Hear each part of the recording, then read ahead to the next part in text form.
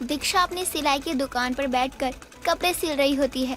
तभी वहाँ भारती नाम की एक औरत आती है और एक कपड़ा देते हुए कहती है, अरे सुनो, ये मेरी पुरानी साड़ी है, इसका कुछ हो सकता है क्या? मेरी शादी की साड़ी है, मैं इसे फेंकना नहीं चाहती और अब ये पहनने लायक भी बची नहीं है। बताओ जल्दी से, इसका कुछ हो सकता है क्या? मैडम, इसमें तो काफी जगह दाग लगे हैं, इसको तो बड़ी ही मुश्किल से ठीक करना पड़ेगा। अरे मैं ठीक करने को नहीं कह रही हूँ, मैं बस ये पूछ रही हूँ कि इसका कुछ हो सकता है?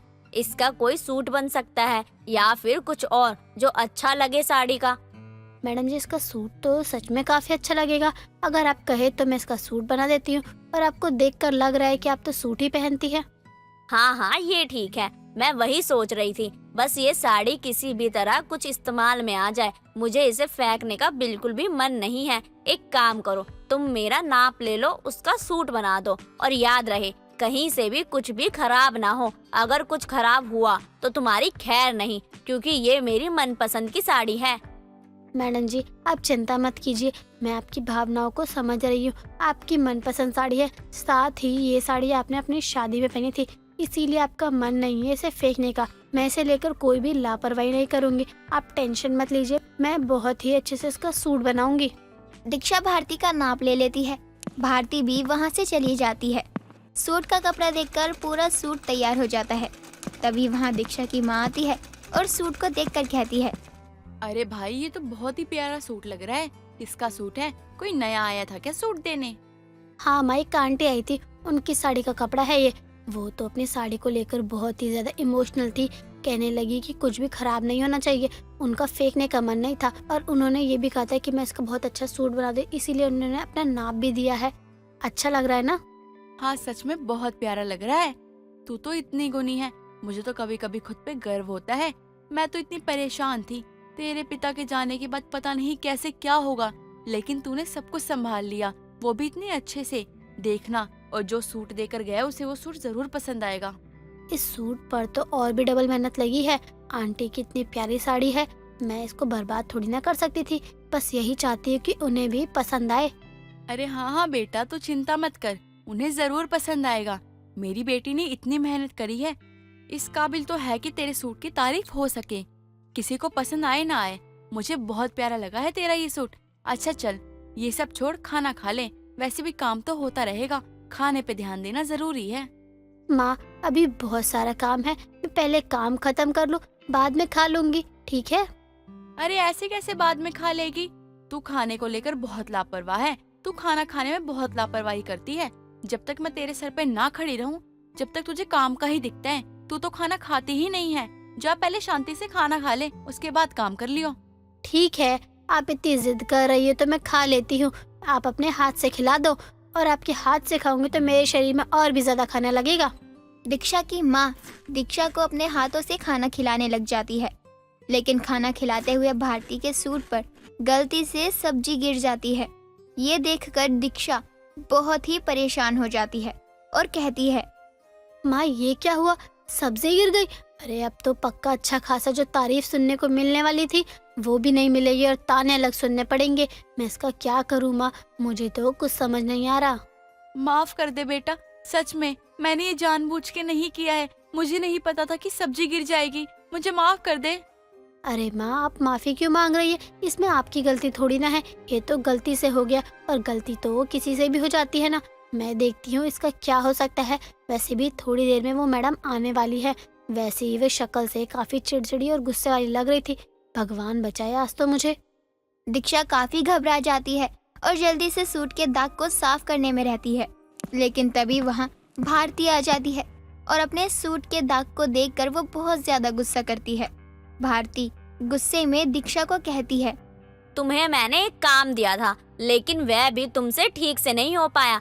तुम्हें मैंने पहले ही कहा था कि ये मेरी शादी की साड़ी है, और शादी की साड़ी के साथ मैं जरा सा भी लापरवाही नहीं बर्दाश्त कर सकती, लेकिन तुमने मेरी साड़ी पर दाग लगा दिया।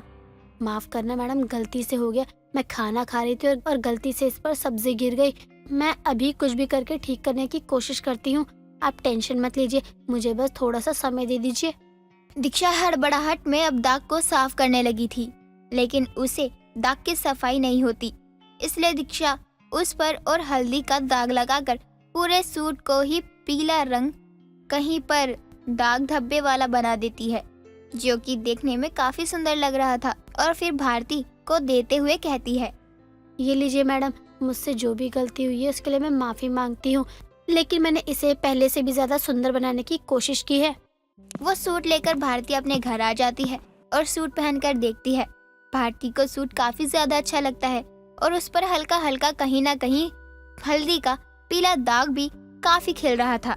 तभी वहाँ भारती की पड़ोसन उसे मिलती है और उसके सूट को देखकर कहती है, अरे वाह वाह, क्या सूट बनाया है भारती तूने, और कब सिलवाया? तूने बताया भी नहीं, और इतना अच्छा सिला है तो मुझे भी तो बता देती यार। कहाँ है टेलर? तू नंबर दे दे, एक काम कर, मैं उससे ना सूट सिलवा लूंगी अपना। इतना अच्छा सूट बनाया है, आज के टाइम पे ना कोई इतना अच्छा सूट नहीं बनाता। मोहल्ले के नुक्कड़ पे बैठती है ना एक लड़की, उसने ही बनाया। सूट खराब हो गया था, लेकिन पता नहीं कैसे उस लड़की ने ठीक कर दिया। मैं तो खामखा ही उस पर इतना गुस्सा कर रही थी। बेचारी, उसने इतनी मेहनत करी और मुझसे तो ऐसे डर गई थी जैसे कि मैं उसकी सास हूँ। भारती को कहीं ना कहीं अपनी गलती का एहसास हो जाता है कि उसने सच में काफी ज्यादा दीक्षा को सुना दिया था। इसलिए भारती किसी न किसी काम के लिए उसके पास ही जाती और उसका काम भी बढ़ाती, साथ ही उसे बातचीत करने की कोशिश भी करने लगती। धीरे धीरे भारती को दीक्षा काफी पसंद आ गई थी। वो अपने बेटे से दीक्षा की शादी की बात चला देती है। सब कुछ सही चल रहा था। कुछ ही दिनों में दीक्षा की शादी भारती के बेटे रोहन से हो जाती है और वो शादी करके अपने ससुराल आ जाती है। भारती दीक्षा को समझाते हुए कहती है, अब यही तेरा घर है। मुझे पता है नए घर में एडजस्ट करने में दिक्कत होती है, लेकिन करना तो तुझे पड़ेगा ही। और मैं थोड़ी सी खड़ूस मिजाज की हूँ, इसलिए अभी से कह रही हूँ, इसलिए तू भी कोई गलती मत करियो। ठीक है माँ जी, अब चिंता मत कीजिए, मैं ज़्यादा से ज़्यादा कोशिश करूँगी कि आपको कोई तकलीफ ना हो। अब तो आराम कर ले बहू, बहुत थक गई होगी। वैसे भी कल तेरी मुंह दिखाई की रस्म है, आस पड़ोस के लोग आएंगे। तू अच्छे से तैयार हो जाइयो। मैं चाहती हूँ कि मेरी बहू की सब कोई तारीफ करे। भारती अपनी बहू को कमरा दिखाकर आराम करने चली जाती है। अगले दिन मुंह दिखाई की रस्म की हर तरफ तैयारी हो जाती है। पूरा घर सजता, दीक्षा भी तैयार होकर बैठ जाती है। लोग भी घर पर आ जाते हैं। तभी विमला आती है और कहती है, अरे वाह भारती, काफी सुंदर बहू लेके आई है तू, तेरी पसंद बहुत अच्छी है।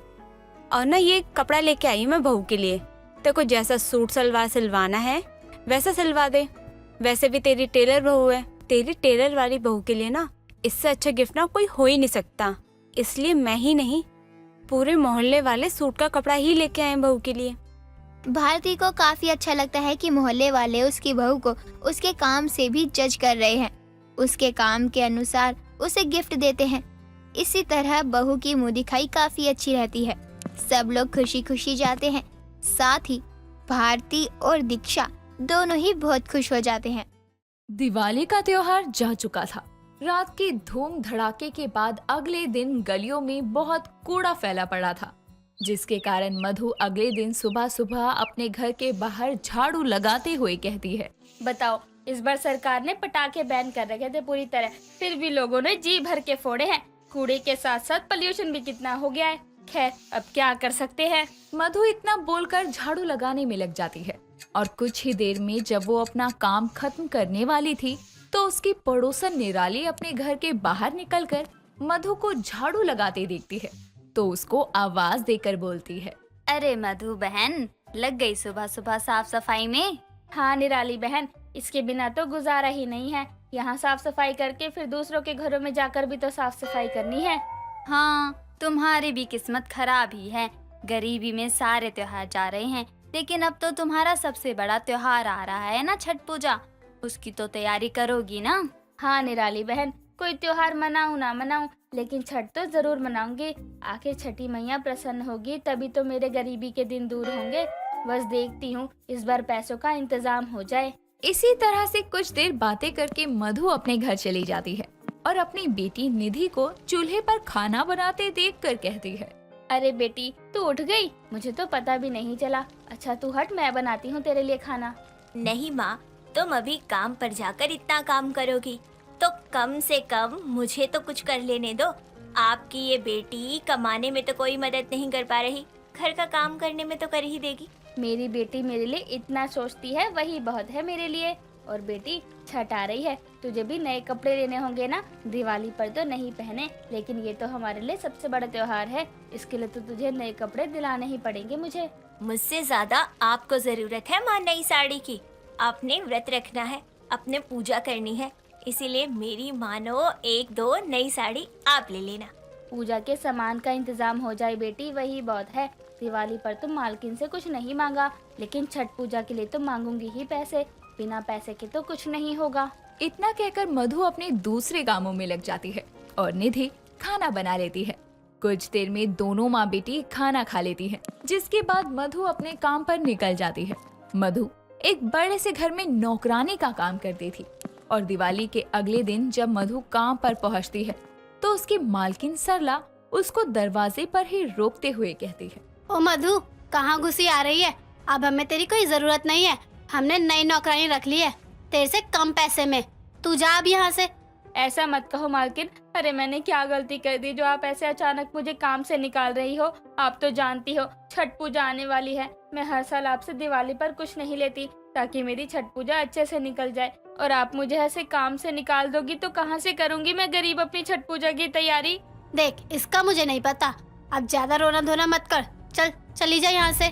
बेचारी मधु अपने काम से हाथ धोकर वहाँ से चली जाती है और उसके जाते ही उसकी मालकिन कहती है, छठ के बाद बुला लूंगी वापस। वैसे भी अभी हमारे पास इतने पैसे नहीं है इसको देने के लिए, इसलिए कुछ दिन खुद ही काम कर लूंगी। इन गरीबों के त्योहार के लिए मैं क्यों अपनी तिजोरी ढीली करूं? सरला अपना फायदा देखकर कुछ समय के लिए मधु को काम से निकाल देती है। तो वहीं काम चले जाने के बाद मधु परेशान होकर इधर उधर काम के लिए भटकने लगती है और रास्ते में उसे चक्कर आ जाते हैं। जब उसकी आंख खुलती है तो वो अपने घर में थी और उसकी बेटी उसके पास बैठी थी। मधु को होश आते ही निधि उससे कहती है, माँ, तुम तो काम पर गई थी ना, तो बीच सड़क पर बेहोश कैसे हो गई थी? वो तो शुक्र है निराली आंटी का, वो उसी रास्ते से जा रही थी, उन्होंने भीड़ में आपको गिरे देखा तो घर ले आई। बेटी क्या करूं, मालकिन ने इस समय काम से निकाल दिया। जब मुझे पैसों की जरूरत है, छठी मैया का व्रत रखना है, हर साल रखती हूँ, इस बार पैसों की कमी की वजह से नहीं कर पाई तो क्या करूँगी? इसी टेंशन में मुझे चक्कर आ गए। क्या उन्होंने आपको काम से निकाल दिया? बताओ, इतने साल ईमानदारी से एक जगह काम करने का ये सिला दिया उन्होंने? कोई बात नहीं माँ, आप चिंता मत करो, अपनी गरीब माँ की छठ पूजा मैं अच्छे से मनाऊंगी। आप बस आराम करो, जो करना है मैं करूंगी। पर बेटी तू क्या करेगी? मैं नहीं चाहती कि तू मेरी तरह दूसरों के घरों में जाकर काम करे या दर दर की ठोकरें खाए। माँ, आप मेरी माँ हो और आपको परेशानी में कैसे देख सकती हूँ। हाँ, अपनी गरीबी खत्म नहीं कर पाऊंगी, लेकिन इतनी कोशिश करूंगी, मेहनत करूंगी कि आपकी पूजा अच्छे से हो जाए, और देखना छठ मैया हम पर कृपा जरूर करेंगी। निधि अपने घर से बाहर निकलती है और अपनी पड़ोसन निराली आंटी के पास जाती है और बोलती है, निराली आंटी, आप मुझे कोई काम दिलवा सकती है? मुझे अपनी गरीब माँ की छठ पूजा अच्छे से मनानी है, लेकिन मालकिन ने उनको काम से निकाल दिया है। बताओ कैसे लोग हैं ये, गरीब की मजबूरी का फायदा उठाते हैं। चल, मैं तुझे अपने एक जान पहचान वाले के कपड़ों की दुकान पर लगवा देती हूँ। उसकी दुकान बहुत चलती है। अगर तुम अच्छे से ग्राहकों की भीड़ को संभाल कर बिक्री करवाओगी तो वो तुम्हारी तनख्वाह के अलावा बोनस भी देंगे और रोज के काम के पैसे भी मिलेंगे। कर लोगी ना? जी आंटी, मैं कर लूंगी। निराली निधि को अपनी किसी जानकार की कपड़ों की दुकान पर लगवा देती है, जहां हर समय ही ग्राहकों की बहुत भीड़ थी।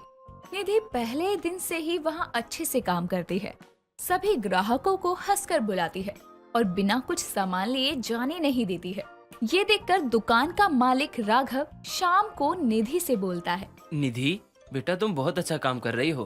तुम्हारे आने के बाद कोई ऐसा ग्राहक नहीं है जो बिना कुछ लिए गया हो।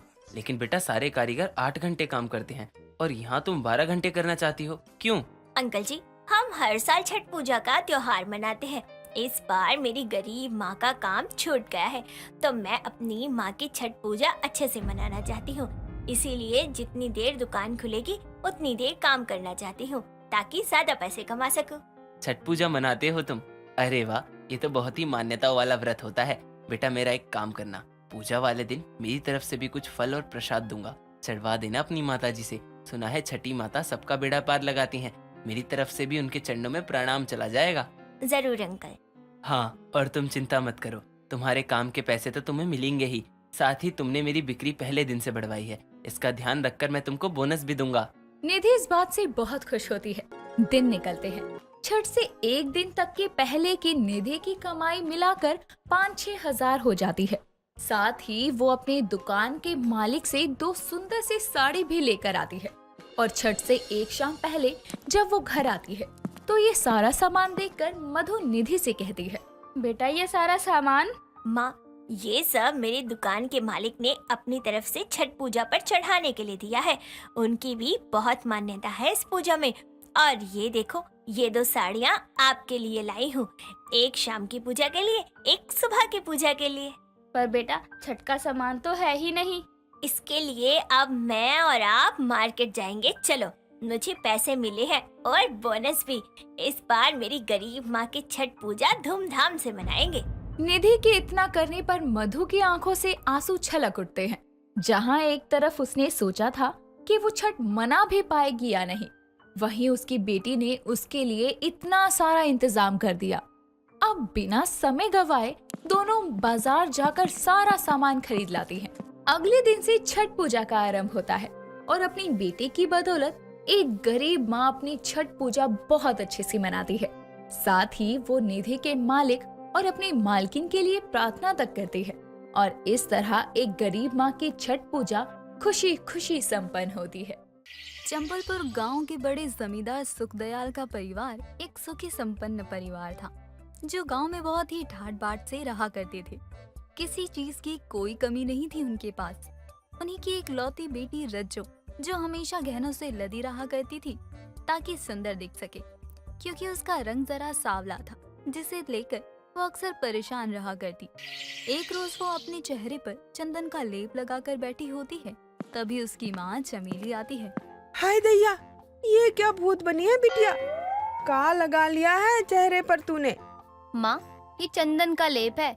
हमने सुना है इस लेप से चेहरे का रंग निखरता है। अब रंग रूप नहीं निखारेंगे तो शादी कैसे होगी? अरे दैया, कैसी बात कर रही है बिटिया? रंग नहीं, मन साफ होना चाहिए। फिर तो शादी करने के लिए गांव क्या शहर के लड़के भी तैयार हो जाएंगे। क्या बातें चल रही है माँ बेटी में? देखिए अपनी लाडली को कैसे अपनी रंगत को निखारने के लिए ये हुलिया बनाए बैठी है। हाँ तो तुम्हें क्या दिक्कत है? जमींदार सुखदयाल की बेटी है, जो चाहे करे। अरे बिटिया, मैं तुम्हारे लिए कंगन लेकर आया हूँ। बाबा, ये तो बहुत सुंदर है, हमें बहुत पसंद आया। तभी तो मैं ये लाया हूँ तेरे लिए। रज्जो उस कंगन को पाकर बहुत खुश थी और उसे हमेशा अपने हाथ में पहन कर रखती। गांव में रहने वाली चंदा देवी का बेटा संजीत शहर से वापस आता है, क्योंकि उस पर बहुत कर्जा हो गया था, जिसके कारण वो अपनी गांव की जमीन को बेचने के लिए देखने जाता है। जहां रास्ते में एक तालाब के किनारे रज्जो अपनी सहेलियों के साथ तालाब में पत्थर फेंक रही थी, तभी एक पत्थर जाकर संजीत के सर पर लग जाता है। तो रज्जो और उसकी सहेलियां भागी भागी उसके पास आती हैं।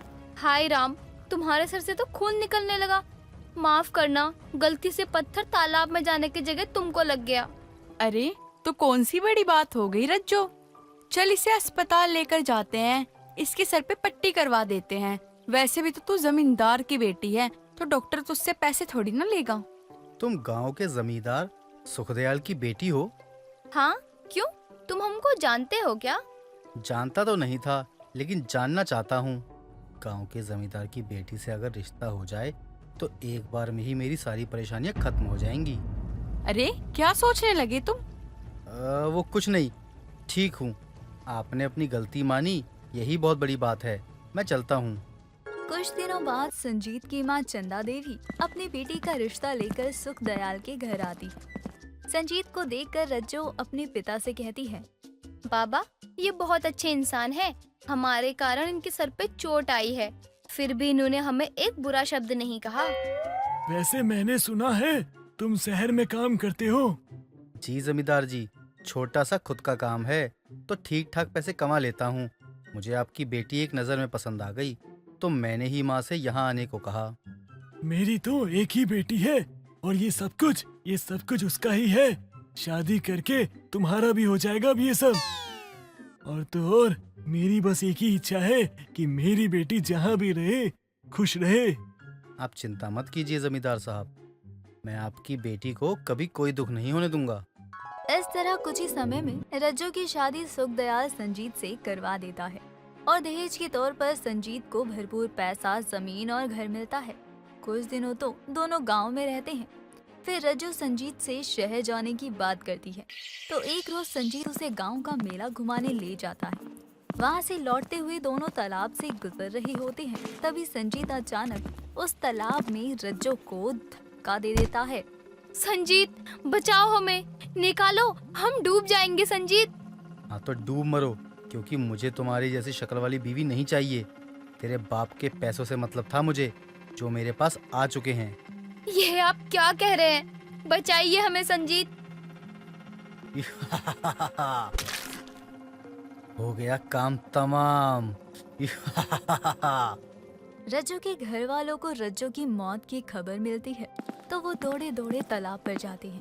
बहुत ढूंढने पर भी उसकी लाश नहीं मिलती तो रज्जू मगरमच्छ का शिकार हो गई है। ये सोचकर उसके घर वालों का रो रो कर बुरा हाल हो जाता है।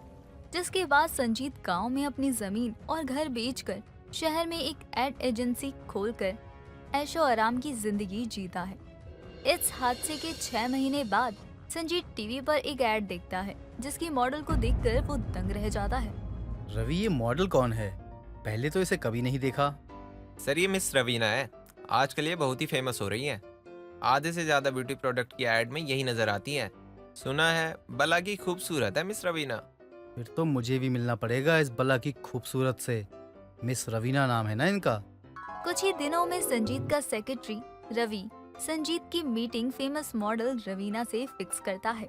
दोनों एक कैफे में मिलते हैं। रवीना को देखकर संजीत उसकी सुंदरता पर लट्टू हो जाता है। दोनों के बीच काम को लेकर बातें होती हैं।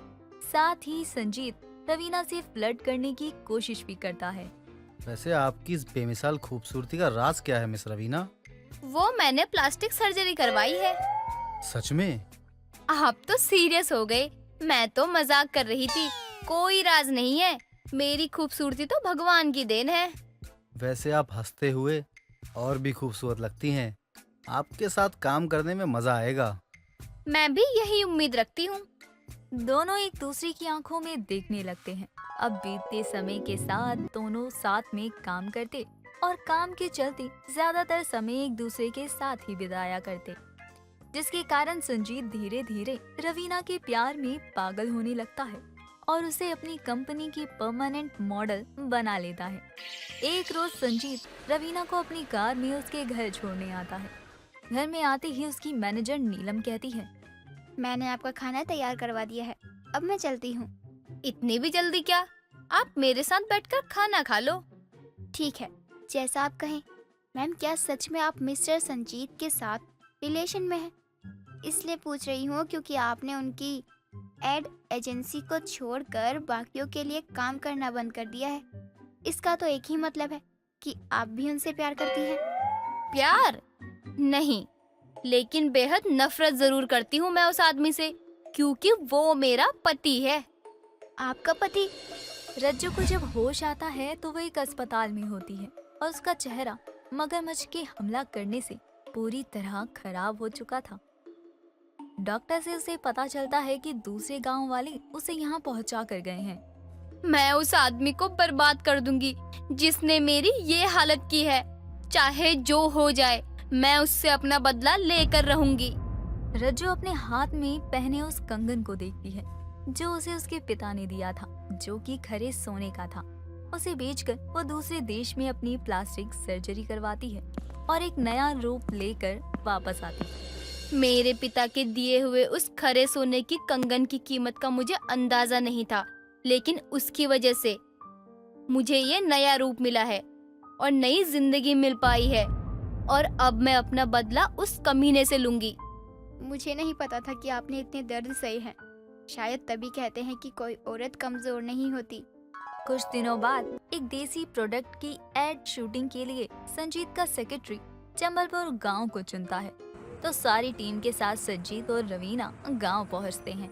शूटिंग के एक दिन पहले संजीत रवीना दोनों गांव में घूमने निकलते हैं और एक तालाब के पास आ जाते हैं। संजीत, तुम्हें तैरना आता है क्या? नहीं, पर तुम अचानक से ये सवाल क्यों कर रही हो? क्योंकि जब मैं तुम्हें इस तालाब में धक्का दूं तो तुम बच ना सको। रवीना, बचाओ मुझे। ये तुमने क्या किया? ये तुम क्यों कर रही हो? रवीना नहीं, रज्जो। संजीत, तुम्हारी पत्नी, जिसे तुमने तालाब में मगरमच्छों के हवाले कर दिया था, ठीक उसी तरह आज तुम भी उन्हीं मगरमच्छों का शिकार हो जाओगे। संजीत बहुत तड़पता है, चिल्लाता है, लेकिन कोई उसकी मदद के लिए नहीं आता और वो तालाब के मगरमच्छ उसे मौत के घाट उतार देते हैं। इस तरह रज्जो अपना बदला लेती है।